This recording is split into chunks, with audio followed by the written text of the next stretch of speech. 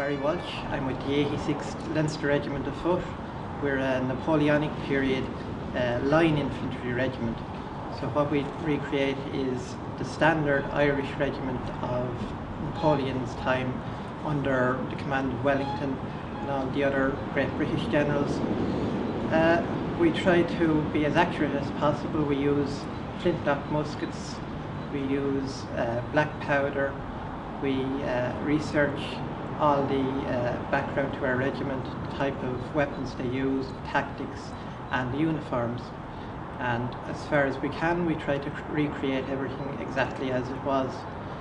What we're really about is showing how the Irish soldier of the day fought and lived everywhere in the world, from Canada to India, down to the Caribbean, all around the Indian Ocean as well. Our regiment won a famous victory at a place called Ile de Bourbon, which is right out in the middle of the Indian Ocean. So this war, the Napoleonic Wars, really was the first global war, and everywhere you turned you could find Irishmen fighting in it on both sides. Often people defined wars at the time as two Irishmen, one on either end of a bayonet. So the Irish were involved very heavily. 47% of the British Army were Irish.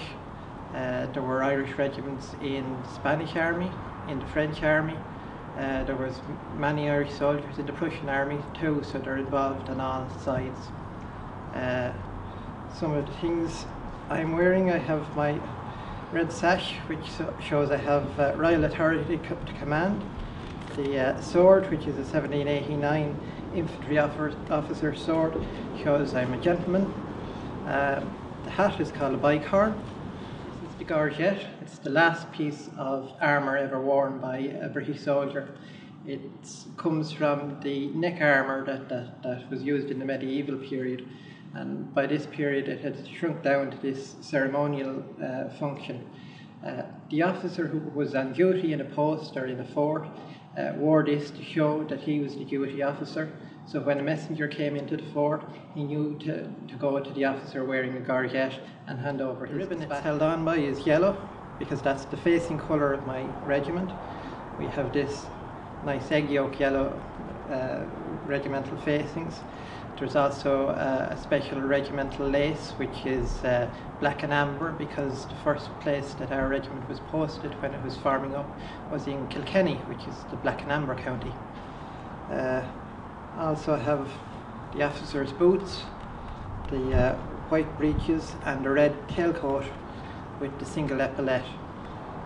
This epaulette shows that I'm only a company level officer, so with the rank of captain.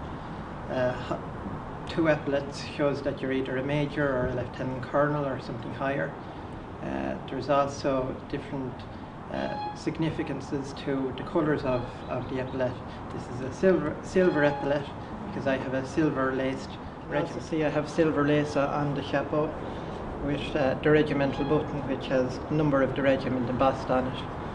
And these would have been silver plated as well for officers, and made of ordinary white metal or lead.